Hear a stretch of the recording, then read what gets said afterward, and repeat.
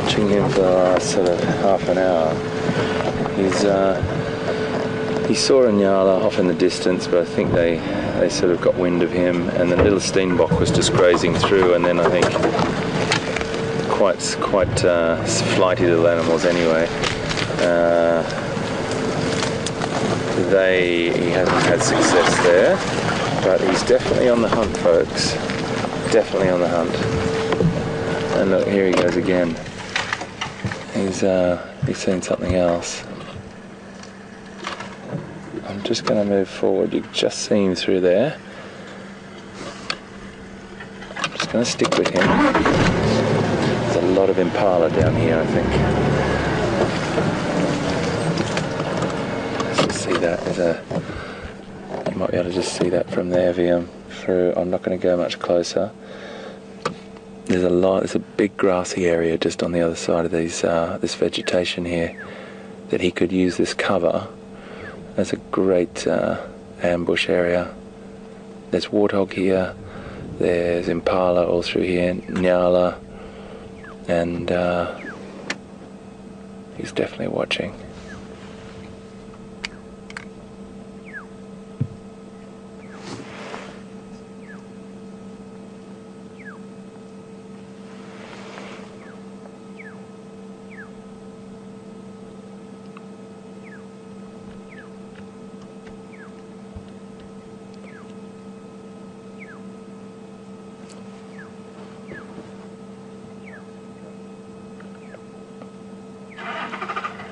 Got a question from Aaron in New Orleans, and Aaron wants to know if when we started the engine in the middle of that in that stalk would have affected him. Aaron, that steenbok had already noticed there was something in the air.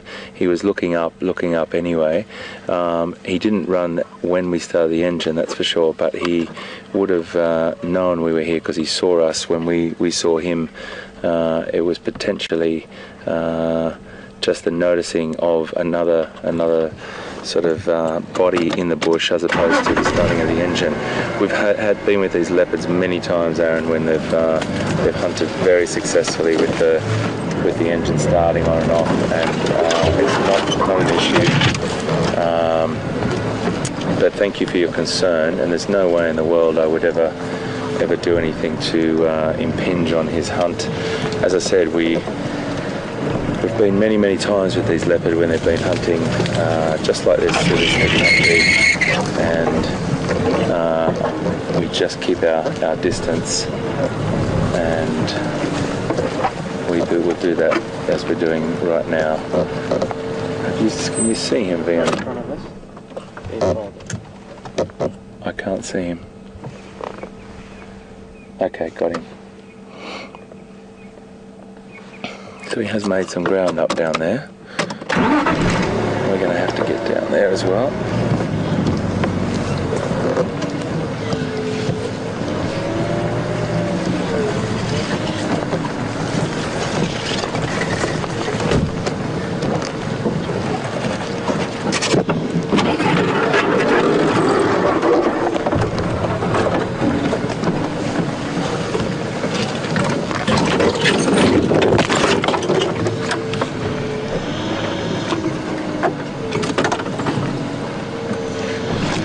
Get a bit caught up in this vegetation.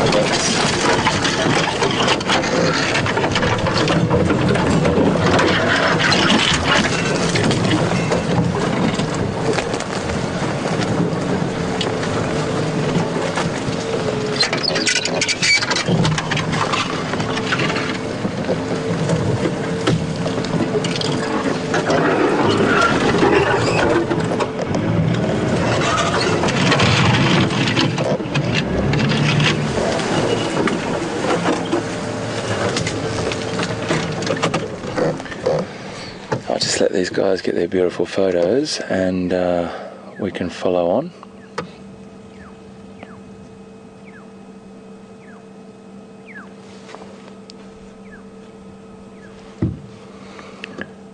Looks like he's trying to pick up scent there.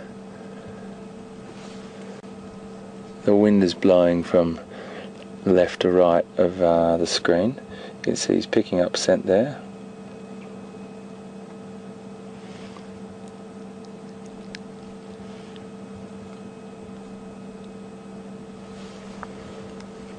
sitting pretty for those people there. We might just get down a little bit closer.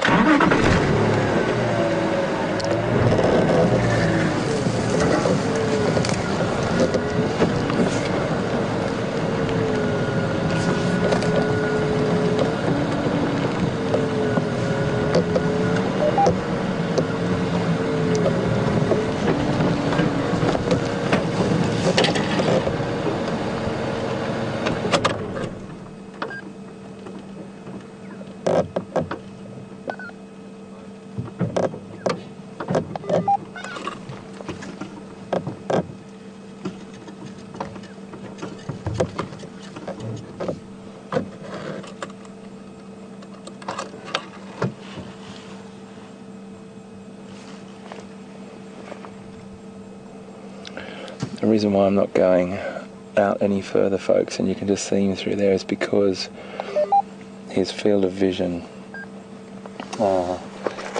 is right in front of me, and I don't want to block that. Right.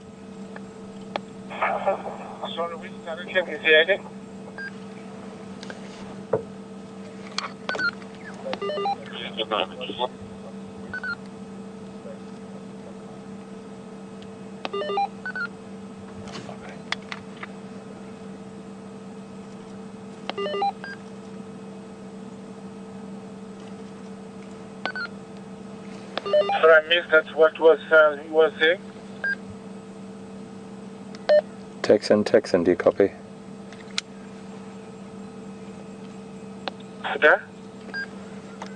Texan, just picking up this for Lex.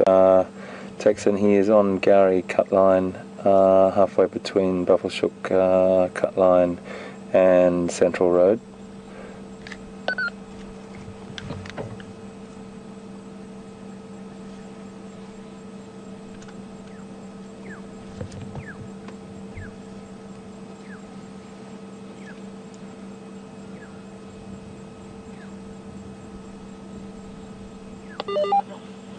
Lex. Did you copy that, Tex?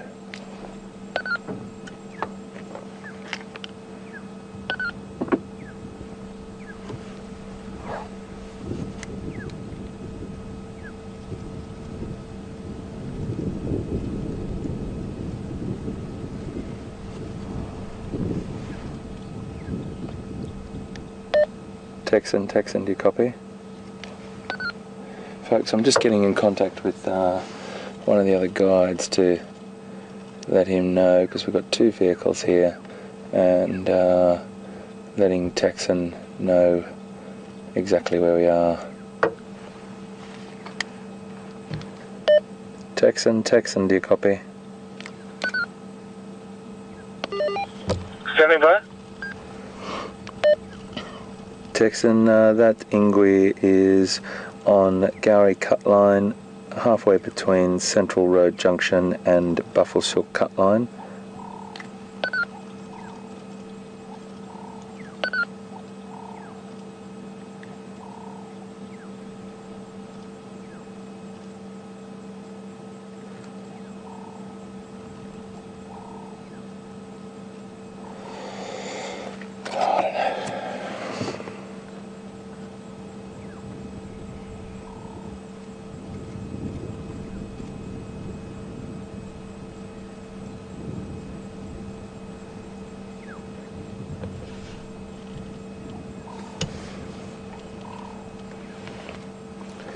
So folks, what we might do is just cross over to see what Peter's up to. We're going to stay with Mvula and just watch what he gets up to. But let's cross to Pete and see what he's up to. We'll see you just now.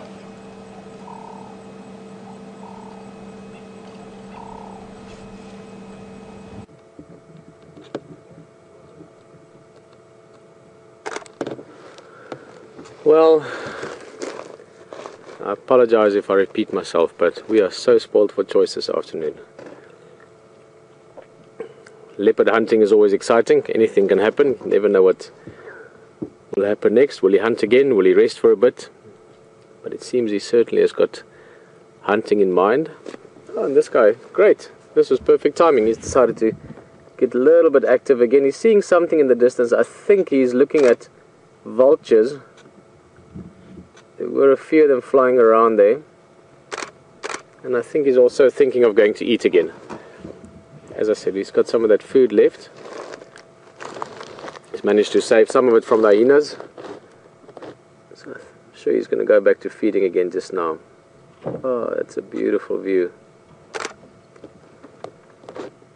Stunning, stunning.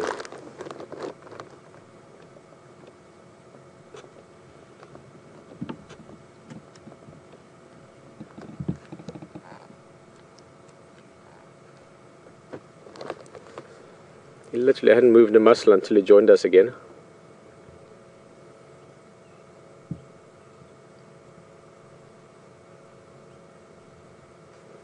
So this was good timing. We also have a little bit of colour developing towards the west. We are still a ways off from sunset, about, well, not that long, just over half an hour, 40 minutes.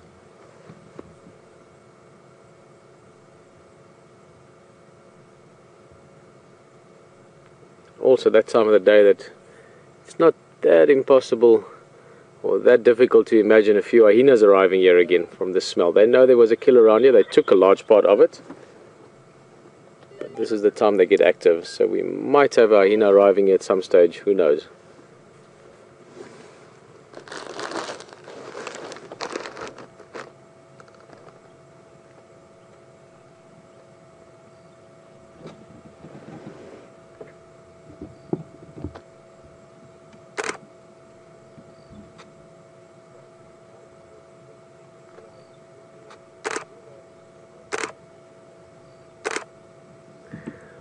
Well, in case you're a bit confused, this is a different leopard from a few minutes ago. Mvula, the big male, who's the father of this leopard, has settled down a little bit, so HT is staying with him. Anything happens there, Hayden will get us back there, or we'll get back with Hayden. So we're still sitting with Q. He's up in the tree, just got a little bit active. He's been sort of sleeping most of the time, but he's now looking around, I think partly also because we are getting closer to sunset. He has definitely had quite a bit of interaction with the hyenas in the last 24 hours.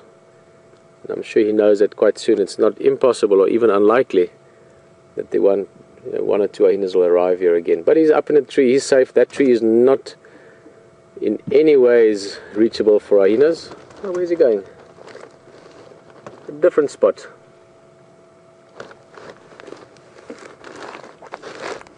This is a perfect tree for a leopard. Lots of little places to not only leave the food in, but also just to go and lie down yourself.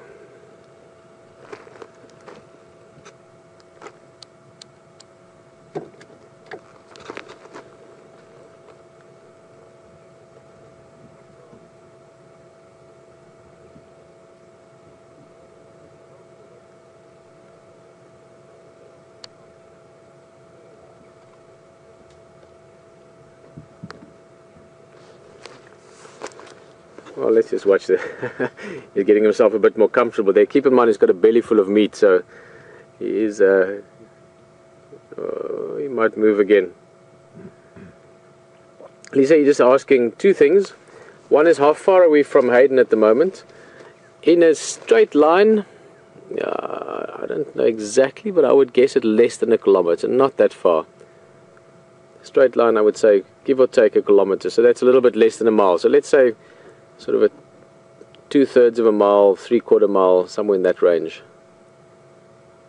And then the other question, and that's a question that's very pertinent, especially to leopard, it doesn't look like they ever get dirty. I mean, even if they've been eating in the mud and the blood and everything of a kill, or summertime, you know, making a kill in the mud, they always look clean. And just asking if they've got something in the fur or on the fur or a coating on the fur that helps for that. Well, not a coating as such, but the fur itself is very, very soft if you feel it, and I don't think dirt sticks to it easily.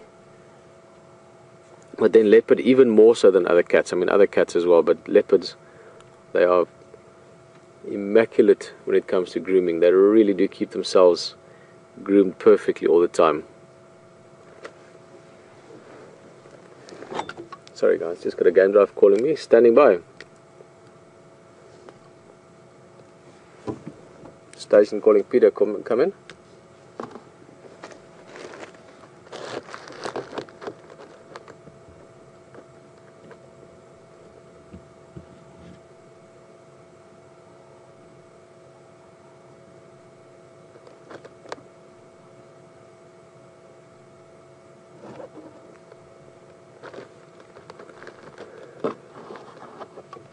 Last station calling Peter, come in.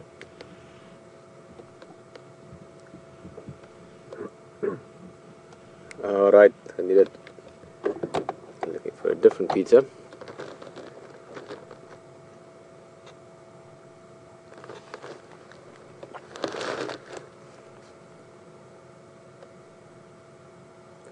But yeah, Lisa, to come back to your question about how far we are from each other, I mean, I think I know why you're asking it.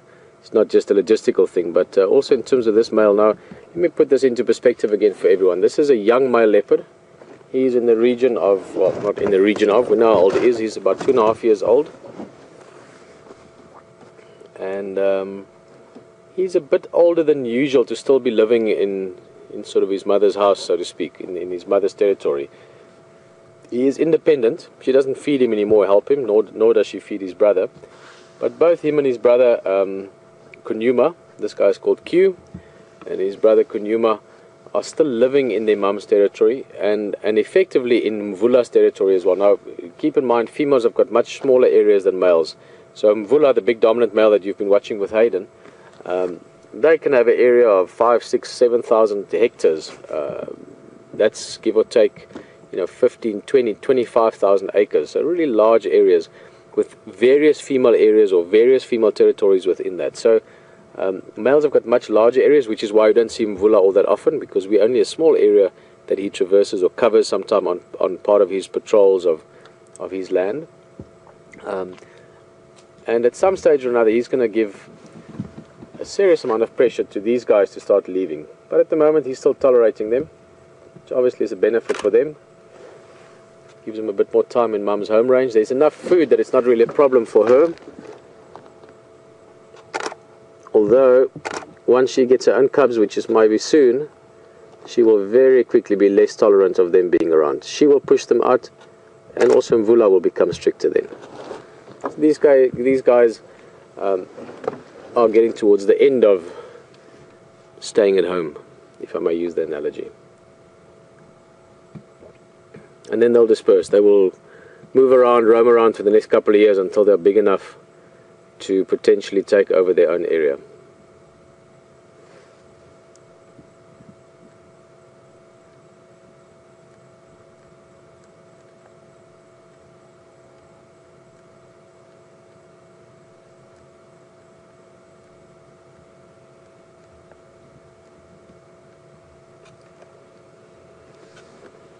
You can see he's just surveying the surrounding area, looking for potential threats, more out of a curiosity rather than fear. I mean, he's not worried.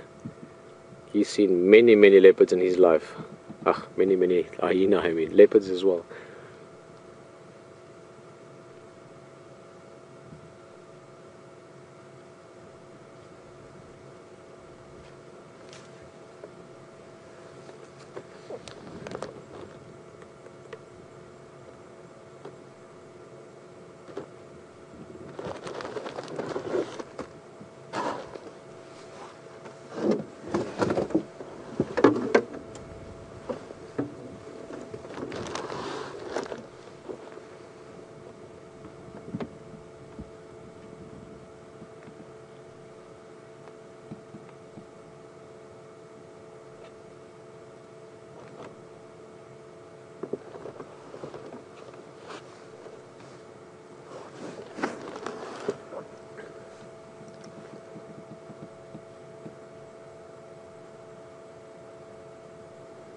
So yeah, so I've been dragging out the conversation about it. Lisa, I'm sure we answered your question, but to keep coming back to that, every next meeting potentially between this male, Q, or his brother, Djuma, with their father, Mvula, any of the next meetings could potentially be the one where they really get the message they need to move on. They're now becoming potential threats to him. Previously they were just cubs, his cubs, but still cubs. But now they are actually maturing more and more to the point where he will soon have to start treating them like adult leopard. And that means, because they're males and they're in his area, he will tell them it's time to move. And you can can tell them quite violently if they don't get the message the first time. So that's something that can happen any day now. Maybe today, maybe tomorrow, maybe a week or two, maybe a month, but not many months. Soon.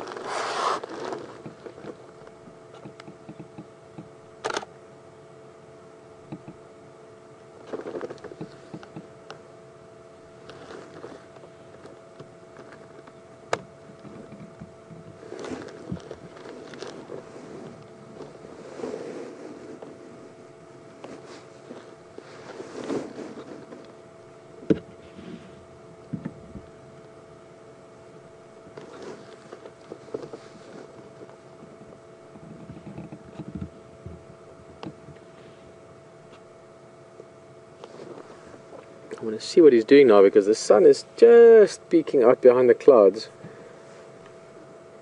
We have quite a lot of cloud here, so I can't predict the sunset, but we might, with a little bit of luck, get a lot of the sky lighting up into all kinds of pinks and purples and reds that we can't even imagine right now.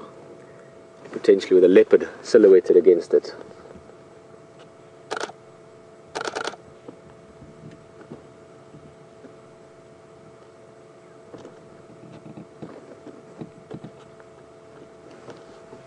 Maybe he's going to eat a bit more, or maybe he's just going to go back to his first spot. He seemed very comfortable there earlier.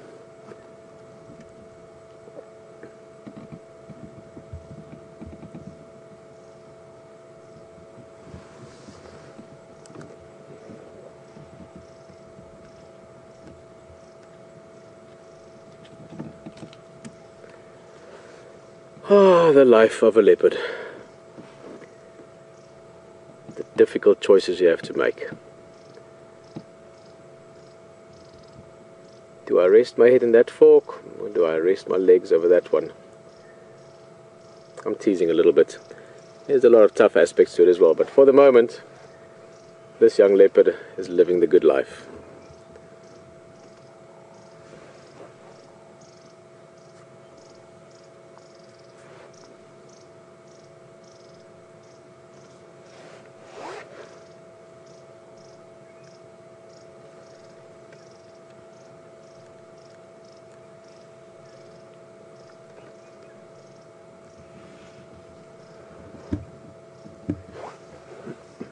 Well, if maybe you stepped away for a few minutes and missed what happened, not too much, except some beautiful views. We really have been spoiled here with this leopard just showing us a few different angles. And also, you know, I'm quite a keen photographer, as you could hear every now and again the shutter speed on the camera. And we had a vehicle with us earlier, Texans guest. They were very keen photographers, lots of big lenses on there. And we've been very spoiled with just beautiful views. And I do sit here every now and again thinking, as I said earlier, about how lucky we are. And I do think a bit of Brian on the vehicle here and VM with Hayden and Andrew as well. And I know that one of the most dreamt about or most sort of amazing jobs people think about is to be a, well, if you ask many people, what would you like to be? What's your dream job?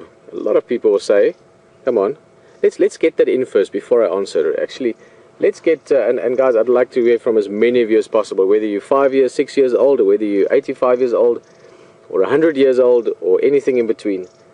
What is your dream job? And you can't say like being the owner of Facebook. That's not a job. You don't get to do that. You start that. But you know what I mean. And then I'll finish with what I was saying. Email it if you want questions at WildEarth, even though you're sending us an answer. But questions at WildEarth.tv, or tweet it #SafariLive. What's your dream job?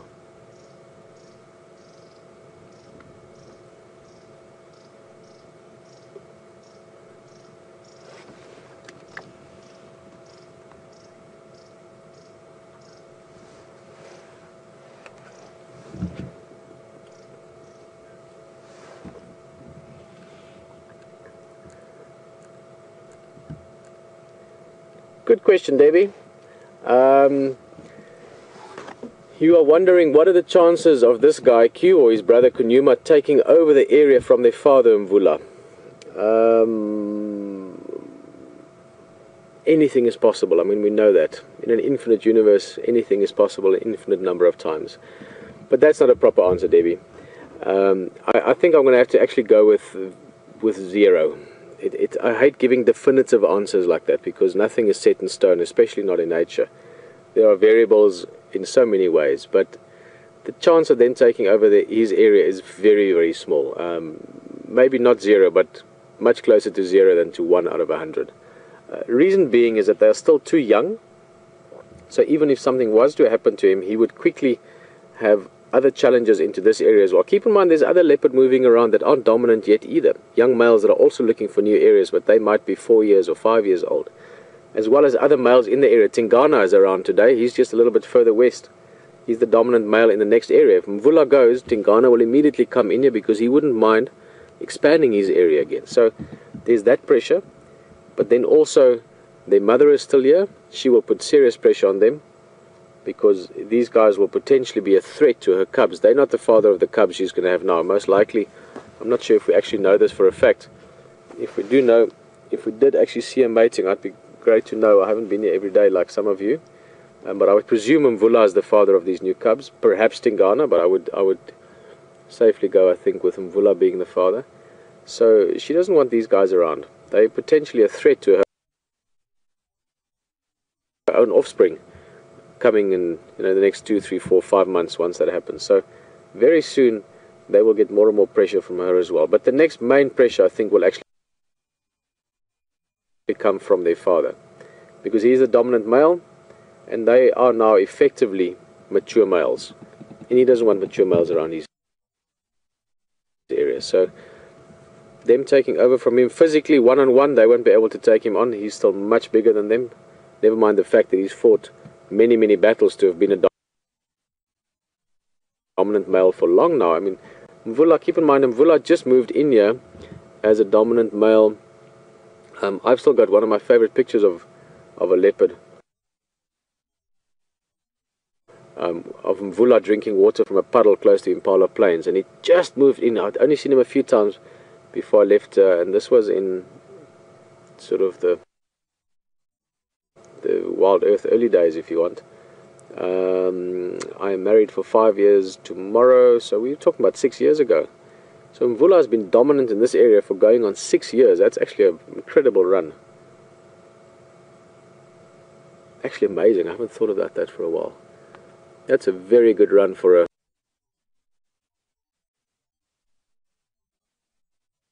likely.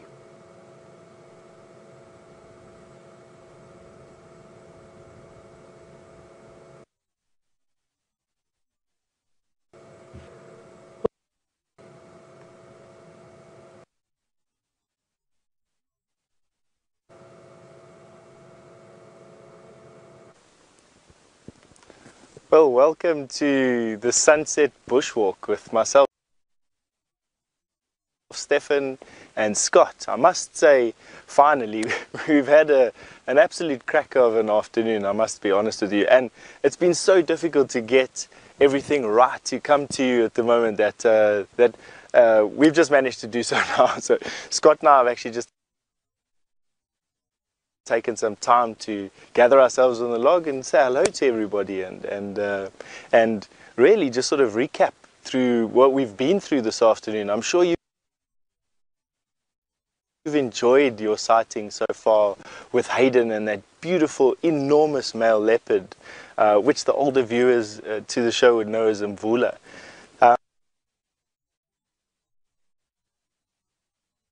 Then tracked the leopard down into a drainage line, and it was quite thick in the bush. When we came up on top of the bush, we heard some impala calling, and that's a clear sign.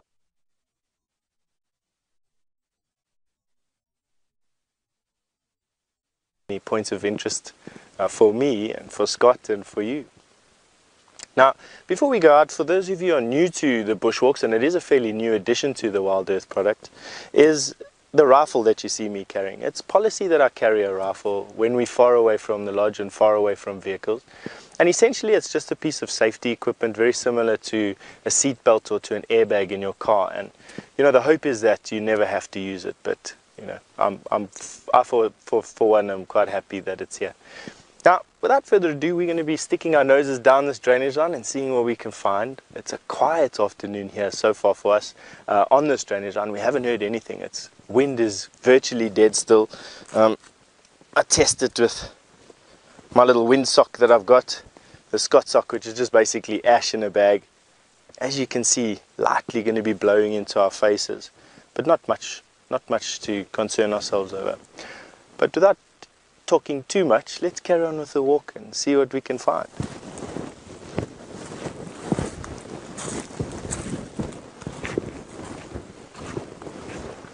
We're going to be using this game trail. Now, game trails are quite nice in that they are quiet to walk on. Animals walk on them quite often, and so there's fewer sticks to break and fewer leaves to crush, and so you can access areas using game paths, and that's what I'm going to do. We're going to walk on this game path a little bit and see where it takes us.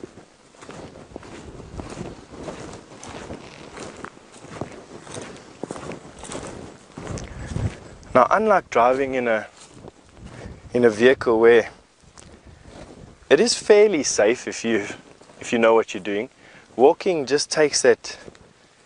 It's necessary for that extra degree of basically caution.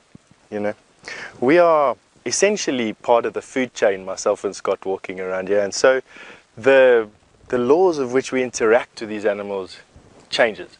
Here, it's great respect for size and power, and something like an elephant, we got to respect his right of way here, and a big lion, we've got to respect their right of way here, and they us. We don't want to get eaten by them, and they don't want to be harmed or chased by us by anyway. So it does take us walking quietly through the bush, and that's what we're going to be doing now. Quietening down, getting in touch with the bush.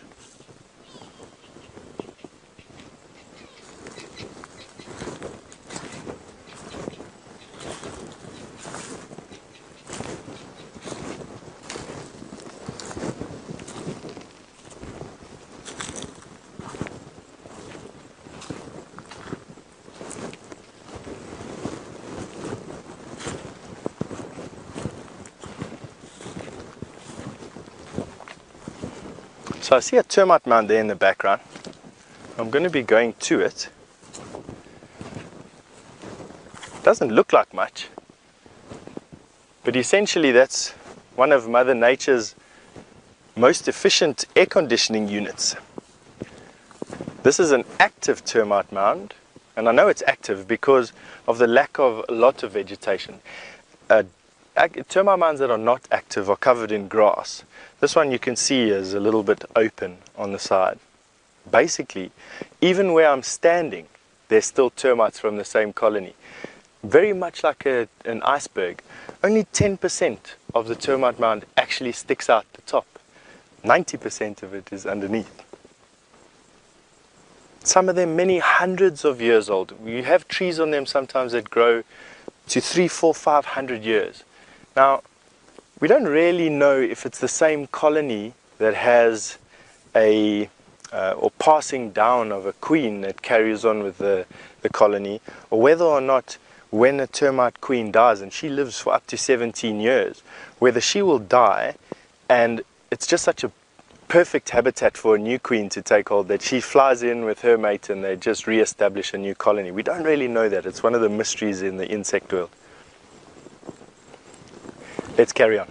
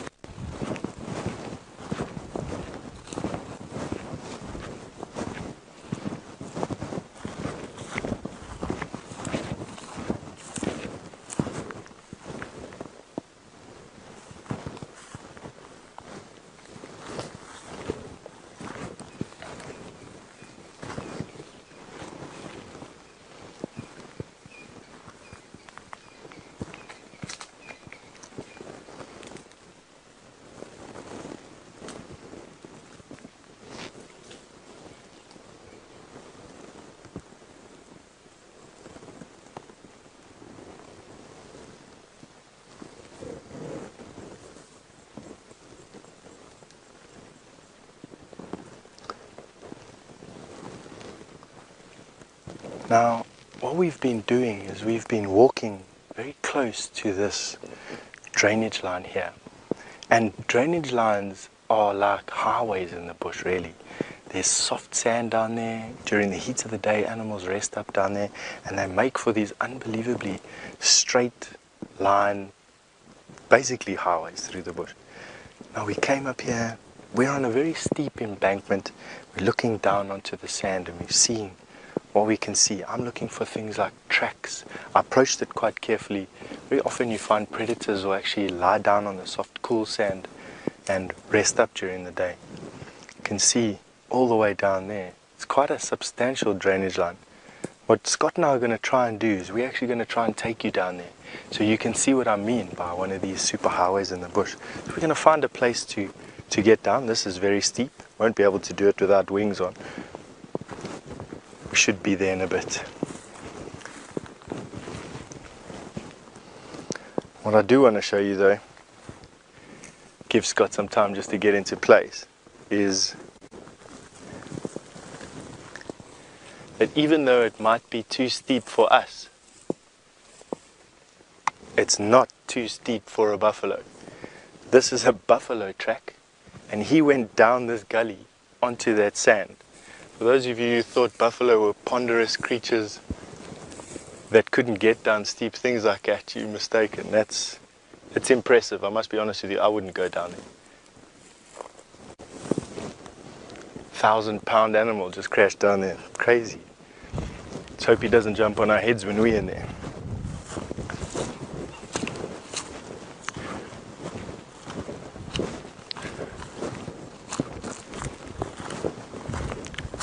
I'm constantly checking for wind. It's important to do so. When possible, it's always best to keep the wind in your face. It's not always the case, but when it's possible, we're going to try.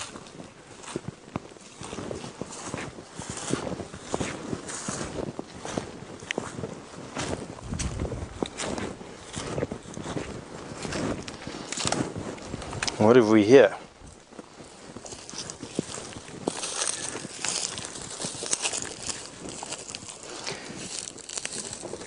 Here we have the diggings of probably, it's tough to say, man, but I'd probably say it's a porcupine, or it's it's a porcupine. That's what I'm going to be saying that it is. I might be wrong here. For those of you who can help me with any tracks, you're welcome to suggest an alternative.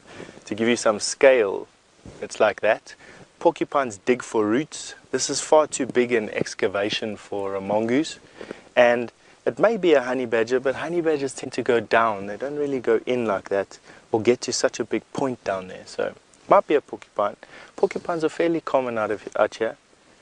And I was expecting it to be a burrow of some sort, but it's definitely just diggings, and diggings for some food.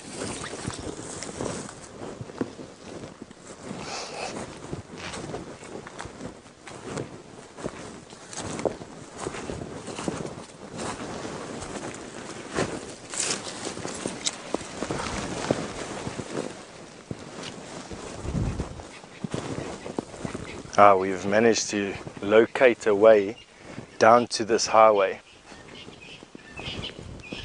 Now we're going to be going down here quite carefully, simply because it's difficult for us to see down there. You never know what's hiding.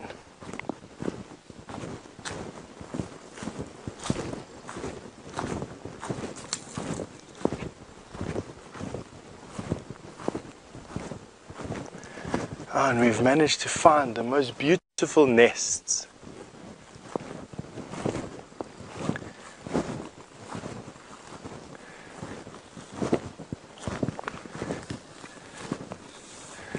These are from a single bird. It's a weaver.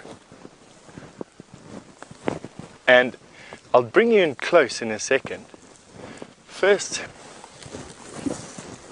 have a look at the way that's constructed out of grass. I mean, this is an animal with a brain no bigger than your fingernail, actually your baby fingernail. And look at the absolute complexity. Note particularly how the branch has been stripped of leaves, and how thick the grass netting is on the top, which does two things. It insulates the egg and the female that's sitting on the egg, and it acts as a rain cover. And the entrance is at the bottom. Now let's see if we can go a bit closer and you can see what the entrance looks like. Tough to see, unfortunately, but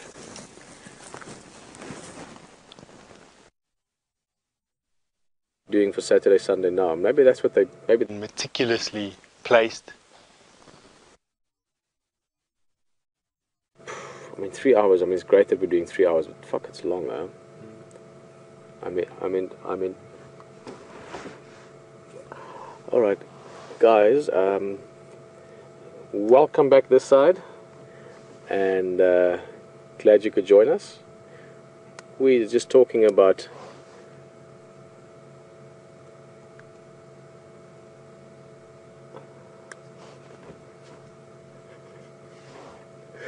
all right, let me just regain myself here. This was a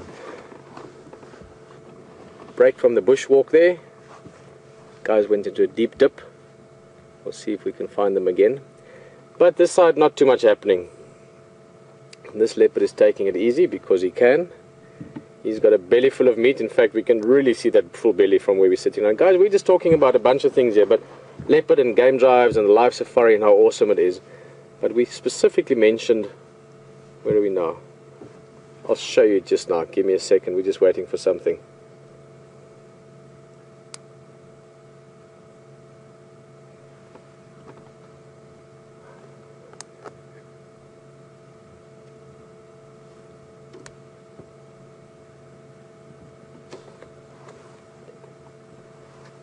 Guys, we wanted to show you this, but let me just get into a good position. Whoa, that's an alarm call from a Franklin. I wonder what that is. Look at the leopard's eyes are open.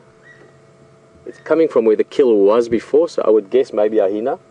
But we're going to show you this quickly. This is a possible ID mark. Look right in the middle of that rosette.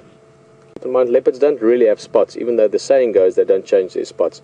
They have spots that make up these rosette markings, but look at that rosette. Apart from the fact that it's a beautiful pattern, look at the little black dot in the middle of it. Now that's unique to this leopard. So this would be another way that we could IDQ in the future, if you can see him from this side. And also, you might not always see that spot so easily because his belly is very full at the moment. It sort of pushes that out a bit. But he's seeing something. I'm not seeing what he's seeing, but he's sitting up in a tree. We are not. As I said, I would have to guess a hyena, maybe another leopard. Although the leopards of this area, his brother perhaps. We haven't seen Djuma for a few days. We know Mvula is not around here because Mvula is with Hayden. Might have been something else as well, something small, maybe just the Franklin that got a fright.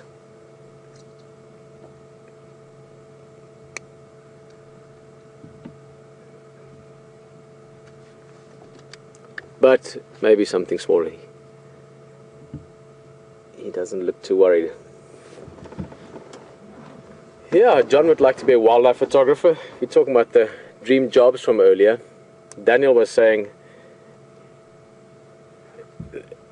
there we go, Daniel, I like your answer. You just want to be in the wild. And Anna would like to be, what is that, Anna? Very good. An environmental scientist. Studying leopard, I'm sure, Anna. Guys, thanks for the feedback there. There's a couple of what people would like to be. In this case, all of them something related to the wild. But I know that if you had to do a big international survey with hundreds of thousands of people answering that question, one of the things that comes to the foreground very often, I think I've read it once, that it's not just that they want to be a wildlife photographer, but that they want to be a photographer for National Geographic. And I've heard that many times, and this is what we are at the moment. More specifically, Brian and VM on the vehicles, and working with Wild Earth in the live environment is very exciting. But we were just talking about it earlier, that what we're doing here is certainly something people dream about, and we've spoken about it a few times with the guys behind camera, not only on drive but sometimes afterwards as well. And I can see it sometimes. I look back and the guys are paying attention, but they've got this little smile on their face. And one of the things I think is that you imagine when you think of doing that kind of job. Brian? Isn't this one of those ultimate things you imagine when you imagine filming wildlife? Definitely. Definitely can't even put words to what the cameraman here experience. Yeah, that is for sure. And the fact that we share it is a massive thing. Massive, massive. Gets lonely being a photographer or a cameraman. But what we're doing here is we're sharing things, and that is, on a personal level as well, gives you great contentment, maybe, satisfaction, enjoyment, pleasure. The fact that we can share these amazing experiences.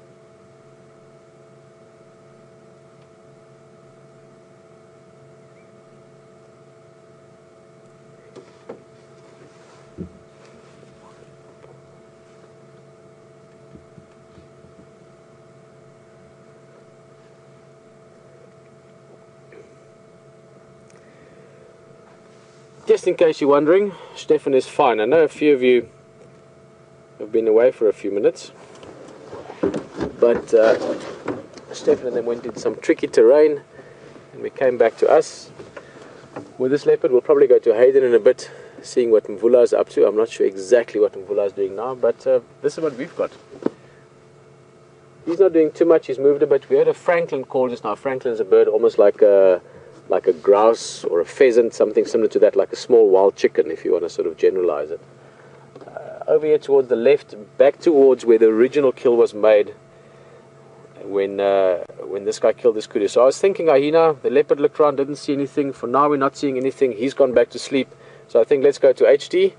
I'm sure he's got maybe a bit more active leopard activity, and we'll see you back here in a bit.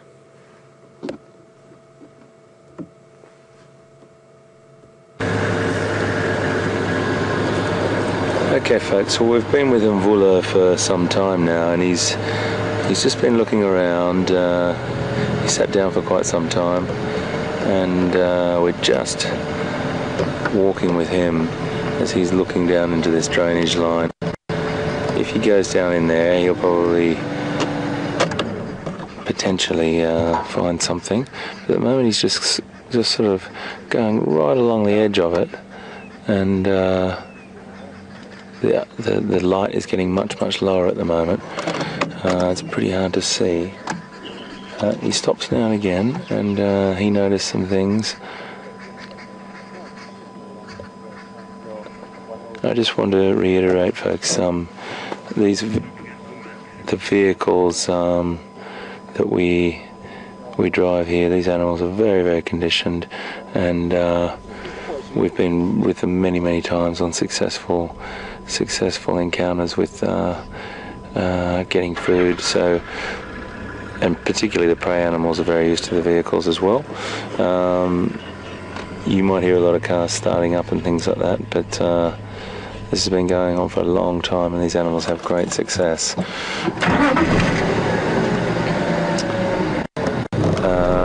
We have Max in Toronto, and Max wants to know what all the little nicks and cuts on Mvula's ears are. I'm going to try and just show you those, if I can get up a little bit closer. Let's see if he stops for me.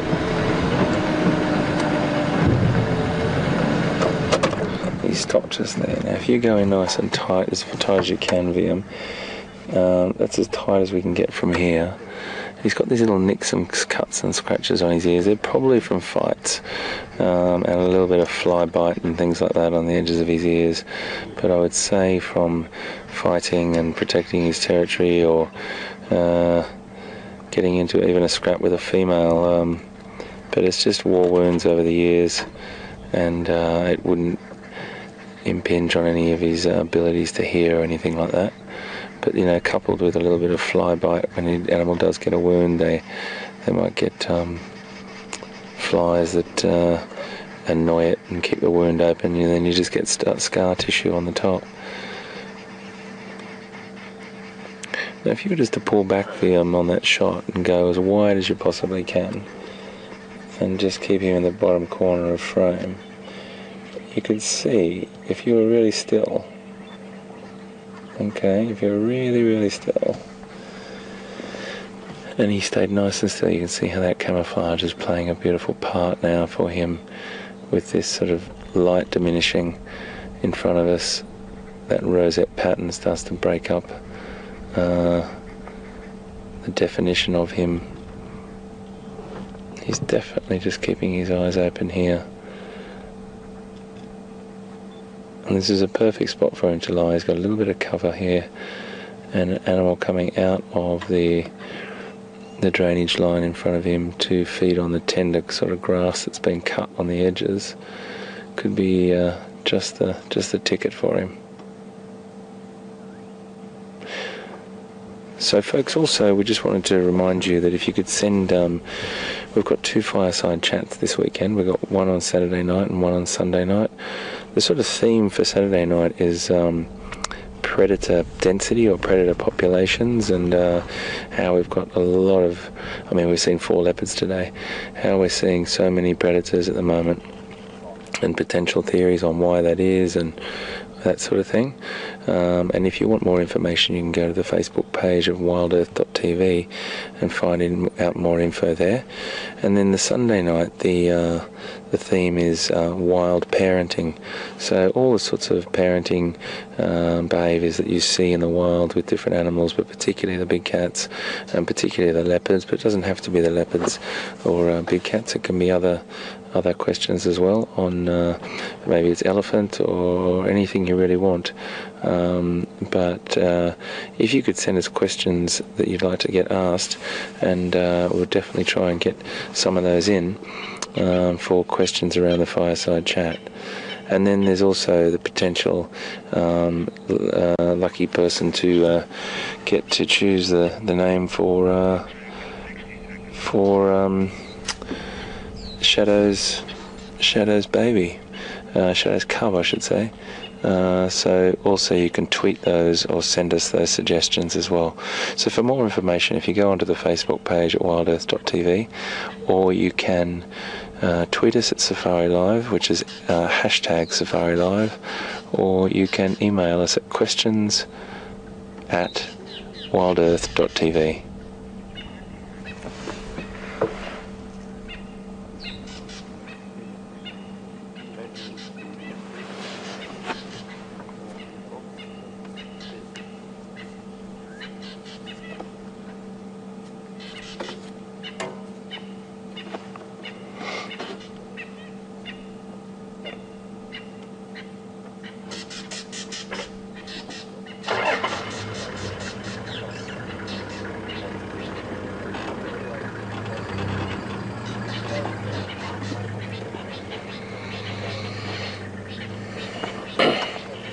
So folks, I think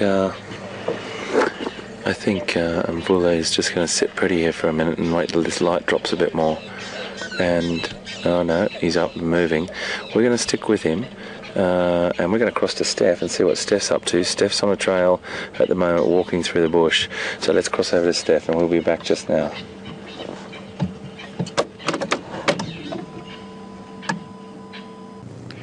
Welcome back to us, folks. I must apologize for leaving us so hastily last time. You know, the amazing thing is that you get to walk around with myself and Scott in the bush, and we had to get out of that drainage line that we were in so we could get back into signal.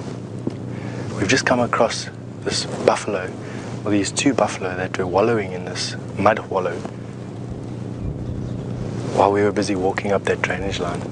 As you can see, that male buffalo saw us, he heard us, and he's just making some space. I'm sure we'll be able to go up onto the dam wall in a second. We'll show you the lovely dam.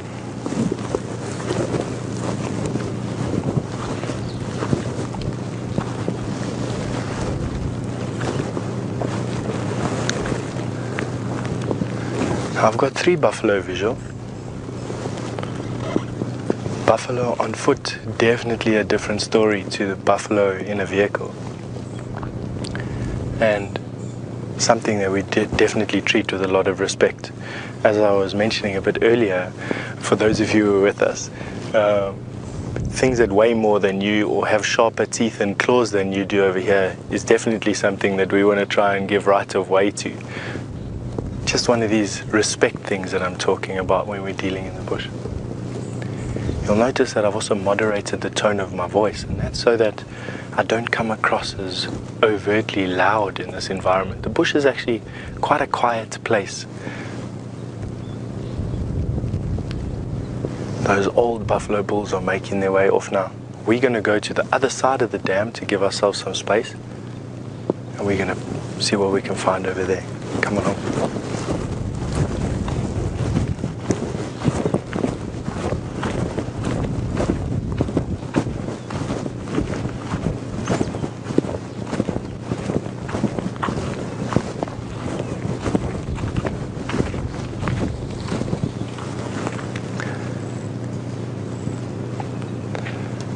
Those buffalo are moving off now onto the road. It actually works in our favor that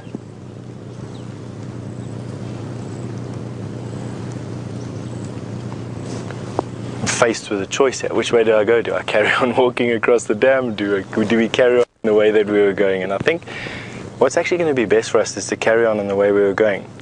Right when we had lost you, Scott and myself found some male leopard tracks that were on the floor, and he was heading in this direction down next to this dam. I think it's going to be good if we go down here and see if we can find some tracks now that those buffalo have moved off.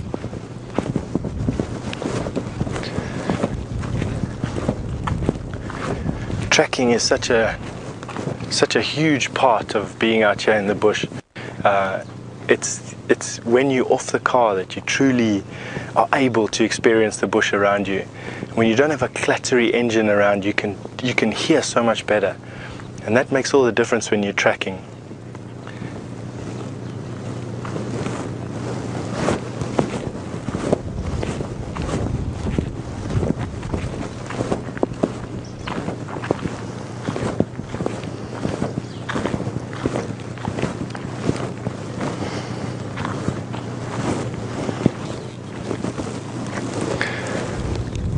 So, it is getting a little bit dark right now, and Scott and myself coming out of that drainage line where we lost your signal, we've come out to this beautiful dam. There were some buffalo standing here.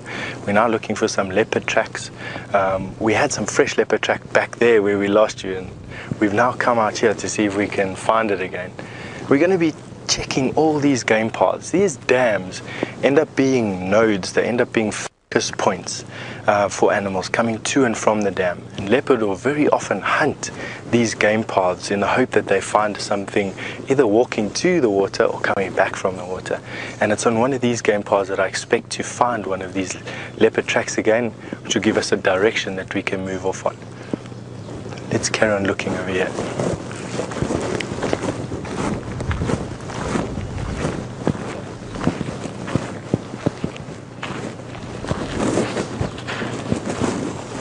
You won't be able to notice it, but I found the leopard track I was looking for right here. Track of a big male leopard. He's moving off exactly in that direction, and that's exactly where we're going to be going now. Doesn't look like much, I know, but for a tracker that's as much as a neon signboard, this is where this big Tom walked.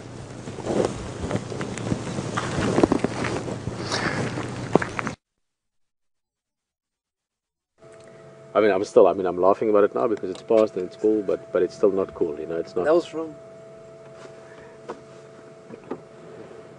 Well, welcome back. Sit with something as beautiful as a leopard, and you can have conversations, and you can have surprises. And we're in that part of the evening now where, what's the time? Just past 5:30. Saturday this time we'll be sitting around the fire talking about a few things. Speaking of which, if you part of the sort of conversations and discussions more often on the vehicle than not, and you like to be part of it, firstly, thank you. It's always nice to have people chatting with us. By the way, if you don't feel like saying anything ever, that's also great. And I go on game drive, sitting in the back. Often I'm just happy just to look and enjoy the views. But coming back to the to the Fireside Chat Saturday and Sunday, we are going to be answering a few questions, and we're looking for as many questions as possible from all of you. You can send those questions into questions@wildearth.tv, or of course tweet it as well, #SafariLive. And the questions should be around, one of the things we are going to talk about is all this activity or interspecies competition, or sort of bumping into each other, if you want, of apex predators. If there's any questions surrounding the interaction between leopard and hyena, hyena and wild dog, lion and leopard, hyena and lion, anything surrounding that. The other subject we're going to be talking about is, obviously with Mother's Day in mind, is wild parenting. So a little bit broader than just, sort of mum and babies, but wild parenting and anything that you might be wondering about in terms of parent-youngster relationship, or even parent-environment relationship. Parenting for someone in London, and parenting for someone in New York, and parenting for someone living in a local village around the corner in Africa here somewhere, that could be quite different. Even though they're doing the same thing, it could be quite different. The same as for parenting for a leopard in Sabi Sands, where there's lots of bush and big trees like the one that this one is sleeping in.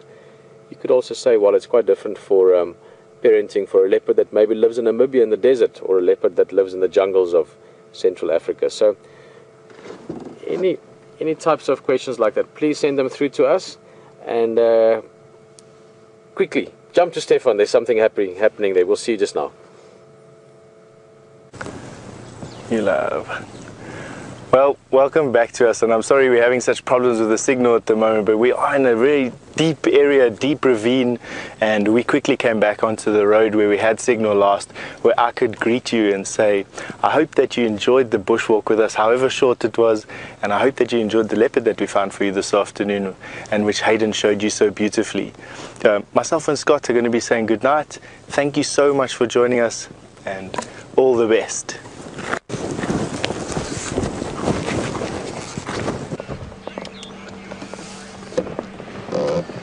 So folks, we left Mvula to carry on with his hunting. It's just too thick, that country, to go through, so let him get on with it, and I'm sure he's going to get something tonight. He's on the hunt, very successful in that area. There's lots of prey animals through there. Little impala herds just sort of on the verges where he was sitting, and when we last saw him. There's warthog, but warthog will be asleep or going to find a place to sleep now, because warthog are actually diurnal, they're active during the day. But there's nyala as well, and kudu, and steenbok. And that little steenbok was a bit tricky, around the back of that termite mound, but it did detect something well before it saw us. But anyway, the great thing was that we got to track him and got to be with him a bit, and hopefully we'll be able to pick up on his tracks in the morning. But it's been an incredible leopard day, that's for sure. I'm going to sign off now and go back to Pete in a minute, or Steph, I'm not sure. But what I wanted to say was thank you very much for joining us. And then what I'll do is see you in the morning, that's for sure. 100%. We'll be back same time tomorrow morning to do another drive, and it's been great to have you here. Thank you for all your questions. A fantastic morning, starting off with that beautiful hyena sighting in the morning, and then Q, and then going back and seeing Q, and then picking up Mvula from that wonderful tracking of Scott, Steph and Brent. So hats off to them as well for finding that for us. So folks, great one. Thanks so much. Remember, if you want any more information, go to the WildEarthTV website, Facebook page, about what the theme for the questions are, and also we really look forward to seeing you tomorrow morning. All right, from VM and I, we'll see you next time, and we'll see you tomorrow morning. Cheerio. We're going to hand back to Pete.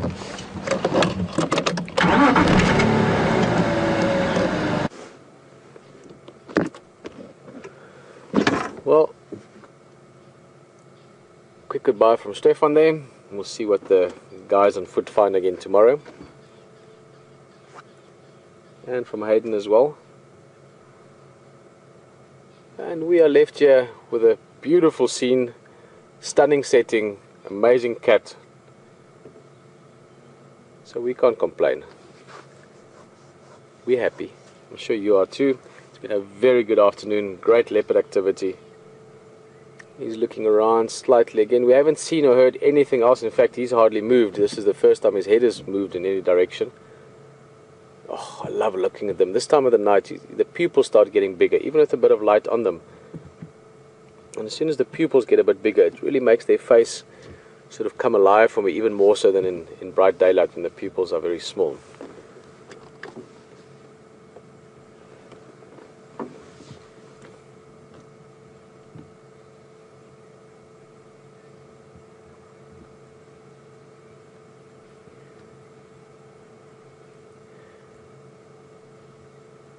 Good evening, John, and you're joining us on safari from one of the nicest places, in my opinion, in the world, one of the nicest cities, from Cape Town. John is just wondering, how long will this food last this leopard? I don't think another week. I mean, keep in mind a lot of this food was taken by the hyenas. Let me just get another. Let me show you how much food is left. There's not much left there, and it's not much to look at.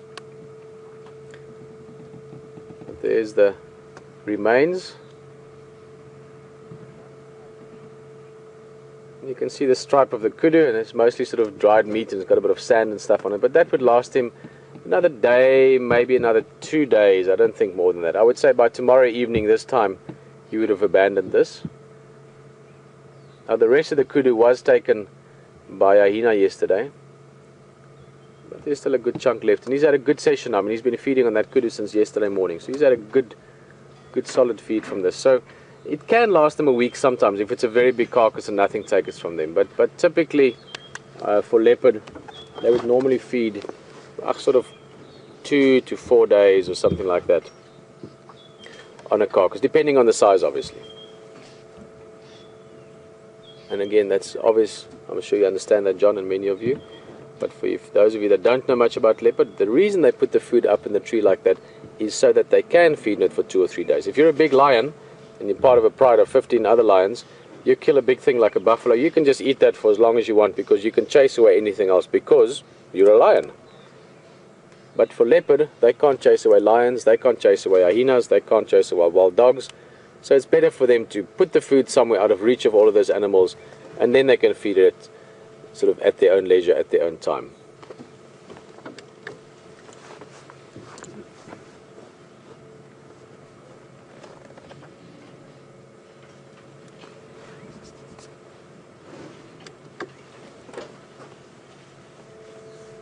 Just to hear a bit of sound, there's another game drive coming in, joining us here.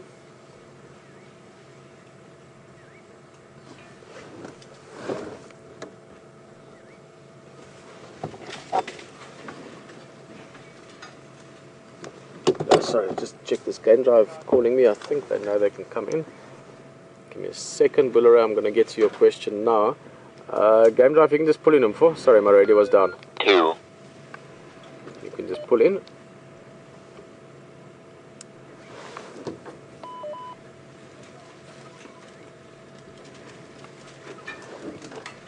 Bullera, you're asking what kind of tree this is. And I sometimes compare this tree's bark to the spots of a leopard even, because it makes these sort of dappled markings. But this is a Mvula tree.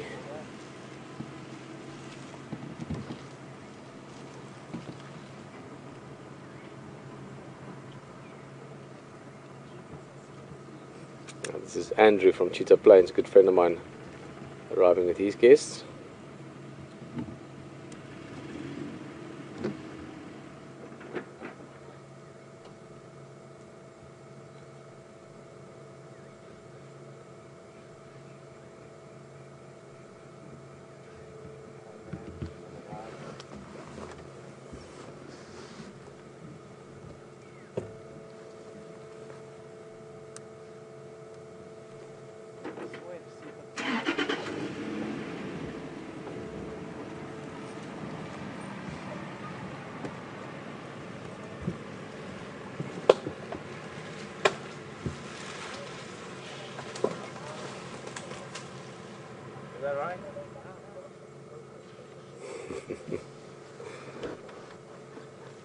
leopard is having sort of a,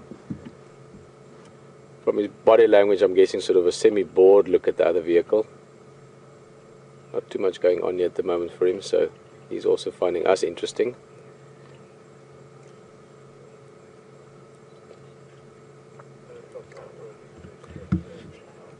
Excellent question, Josh. Excellent question. See, it's important to think out the box sometimes. Josh, you were just wondering, what do leopards do with their kills if there are no trees? Now, here in Sabi Sands and Kruger area, it is lush. There are lots of big trees everywhere, so that's no problem. Also lots of leopard. But Josh, you're referring to sort of more open areas, big savanna land where there's not maybe many trees, deserts, for instance, where you also find leopard. Well, the terrain and the habitat, all of those things would play a big role. Leopard also do very well in mountains, and in mountains they would just put the, up in amongst rocks or something where another predator can't find it that easily, so they would just hide it more rather than sort of take it out of reach of animals. You see it even here sometimes, that they just hide their food under a bush. Karula is one of those that doesn't always put her food up in a tree. She would sometimes hide it under a bush. As for in the desert areas, if there's maybe no mountains as well, it's just flat with a little bit of grass here and there, they would try just not to be discovered. But also keep in mind, in those areas you would often have much lower density of predators. We are in Sabi Sands, the area we're in fact, that's one of the things we are going to be talking about Saturday around the fire. One of the things we're looking forward to getting questions from you guys is about predator density and the effect that has on each other, sort of amongst the predators. If you go to a desert type environment or even a more sort of arid savanna environment, the density of predators will be much less. So the leopard will be much less likely to be disturbed or discovered by hyenas or lions if he did make a kill. And if that happened, he would just run away and lose that kill in that case. So, I mean, for us here, we see a leopard with a kill in a tree, and it's almost, especially at the moment, because keep in mind we do have a hyena clan in the area. At the moment, it's almost sort of a given that hyenas will arrive at some stage. This morning, we had hyenas with this leopard. We had hyenas with a leopard that we were with Shadow and them. So, it is a situation for us, or the habitat or the environment we're in, where there are a lot of predators and a lot of interaction between them. If we were to go somewhere different, you might find that you don't see leopard as often. In fact, I can guarantee you won't see leopard as often. This is one of the best places in the world for it. So all those things would play a role in the leopard being able to still get his food. Good question, Josh. I like questions that are applied. We can feel and hear the person was thinking about something going on here. So let's try something. I'm just going to kill our lights quickly. Let's see what it looks like.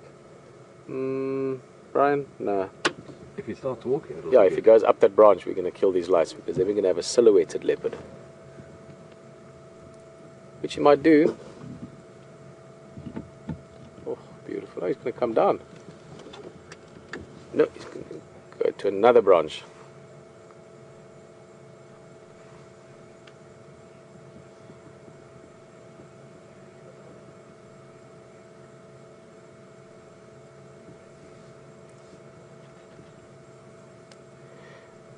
Guys, that just shows you how great the camouflage are on a leopard. If they go and stand behind a tree, you almost can't see them. Wendy, hello, good evening. Good morning still, I guess, almost afternoon where you are. Wendy's from St. Petersburg, and not the one in Russia, the one in Florida. Sure, it's a lovely place. Wendy, ooh, wow. That was about a, let me just look, that was about a 9-foot jump, straight.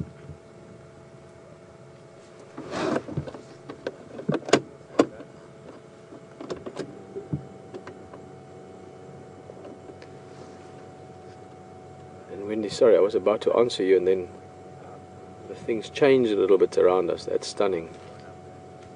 Right in front of the car. In fact, the bonnet, or the hood as you guys call it in North America, is almost in the way there. Look at that.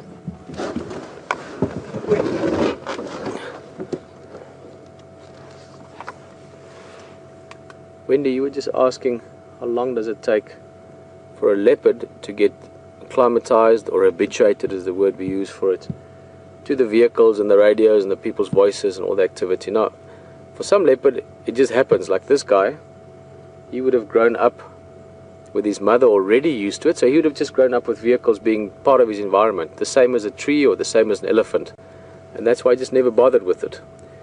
From baby, very tiny young leopard, he would have been used to the vehicles, and he would have taken his cues from his mother. A lot of the leopard in Sabi Sand is habituated in that way. They are born into it. They are just, it's the same as how are we acclimatized, or how are we habituated to television or to technology or to getting in a motor car or to sitting on a chair. It's just normal, because that's what happens when we grow up. For wild leopard, not wild, I mean, that was not said in the right way. These are all wild leopard, but for leopard that come from an area where there's no human presence. So for a big male leopard maybe coming out of Kruger that has never seen a car or not seen many cars, he would have seen a few somewhere. But if he comes out of an area where there's no roads or no people, it could take sometimes long, months, years, depends on the effort made. If you put the effort in with experienced guides like we have in this area, you can normally get them quite quickly to accept vehicles to some extent, a couple of weeks if you have the opportunities, and then within 6 months to a year they normally get to this level of where you can follow them through the bush without a problem. Guys, I'm going to quickly so this leopard caught a little bit. What's the term? Not quite ready. Maybe better than saying with my pants around my ankles. He caught us a little bit unawares. There we go. Right, any trees behind us that I need to look out for? Yes, that one. I wasn't expecting him to move so quickly because he's still got food there. And he just jumped down and off he goes.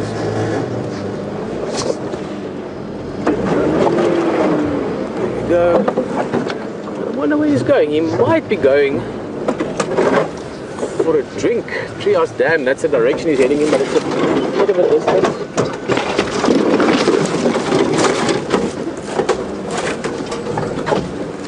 That was a bit unexpected. Let's see where he goes.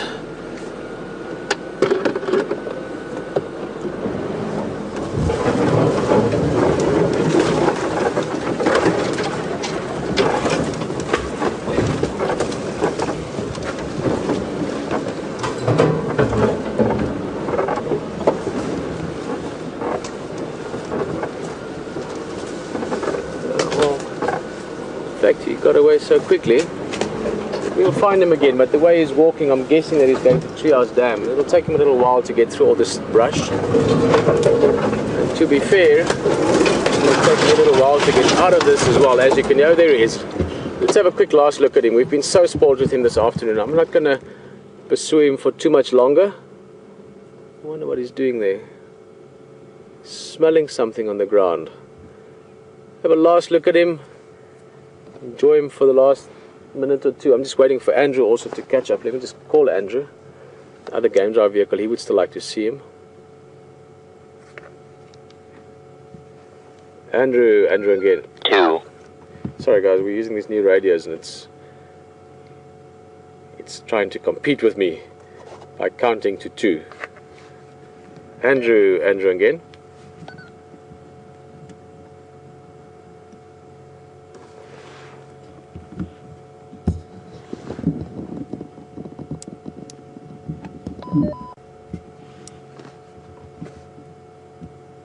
What's he smelling?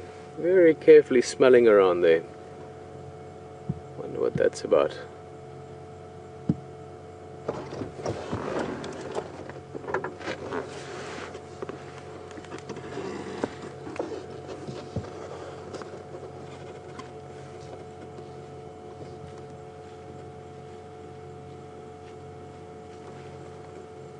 Oh, I think Andrew is leaving.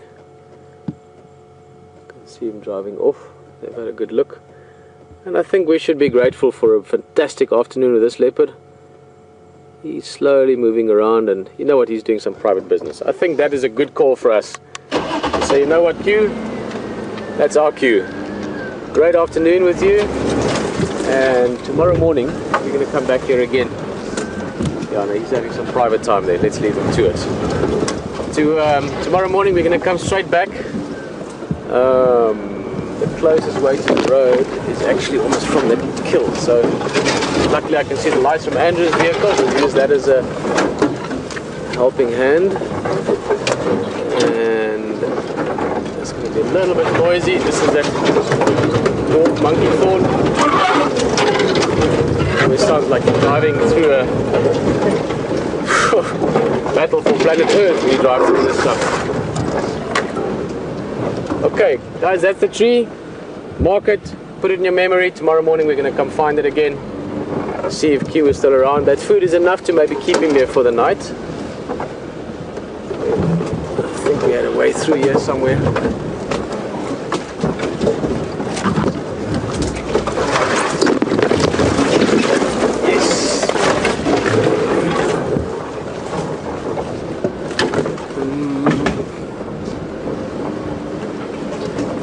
This will get us out.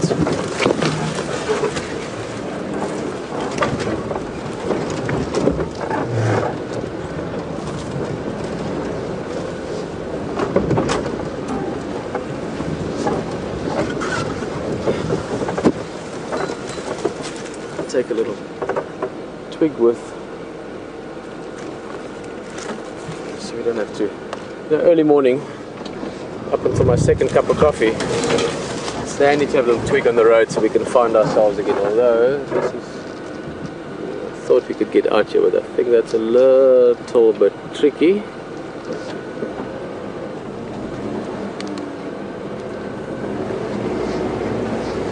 Always more tricky at night, this kind of driving, because, well, because it's dark. You can't see where you're going always.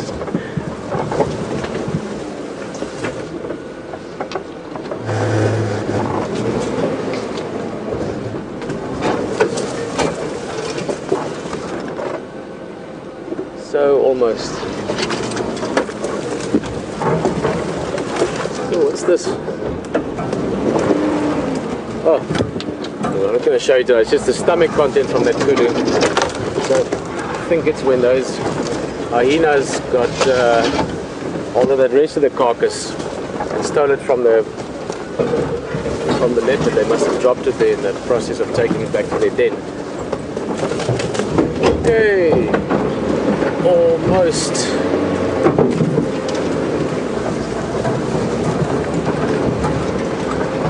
I'm going to pick up my pace a little bit because, as we know, this is happening right now. It's all live. We're also doing a little rehearsal tonight. Just planning a few things around the fireside talk for the weekend. You know, how to make fire, for instance, all the basics of having a fireside chat. So I'm going to try and get there exactly on time. Exactly 5 years ago tonight, I was planning how to be on time for the church. Because 5 years ago tonight, I was getting married tomorrow.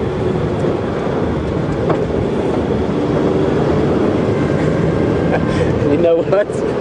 Sorry, for those of you that have known me for a long time, I've got a very relative approach to time. You know, I still believe it's physically impossible to be late for anything, because you can only get to a place when you get there. I mean, you can't like be in front of time or after time. You get there when you get there, which I know drives a few people up the wall sometimes with what we do, because sometimes the seconds are important here. But I ended up being just a little bit late for my wedding ceremony.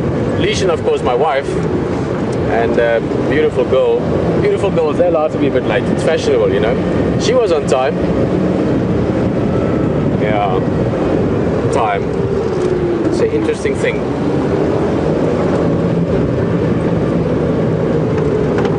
Okay.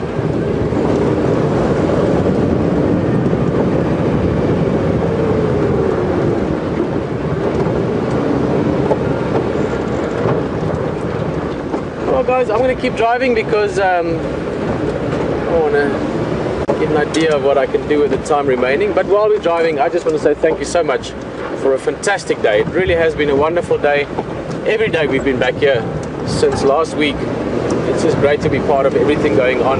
Great to be part of this fantastic team of people out here, and amazing to be part of this amazing experience. So thank you very much for all of that, but especially for today. We've had awesome leopard this morning, this afternoon, Mvula, Q, Shadow this morning with her cub, and just great experiences all around. And as always, we would not have been able to do this without you. So thank you very much. This is a big shout out to everyone that joined us for the drive. Brian, as always, awesome to have you on camera. And everyone back in the control room, Walt, Tara, Nikki, Alex. Guys, it's been a lot of fun. And for myself, Peter Pretorius, it is always a pleasure, always a privilege to take you around and look around. We've got a little bit of time left, I think about a minute or so. And we are in the wild, we are on safari, it's wild and live, anything can happen. So stick around, maybe we come around the next bend and we see Karula. That would be cool. If you want to see me jumping out of this, out of the screen, Karula would make that happen for me. But yes, just a big thank you, and we'll see you tomorrow morning again for the drive. And guys, remember, we've got a big weekend coming up for all of you in North America, in the USA. 2 drives, 9 o'clock Eastern time to 12 o'clock, Saturday and Sunday. It's going to be awesome. Make sure you make it. Get your friends on board if they haven't been part of it before. And look forward to seeing you then, and look forward to seeing you tomorrow. As I said, goodbye. See you later.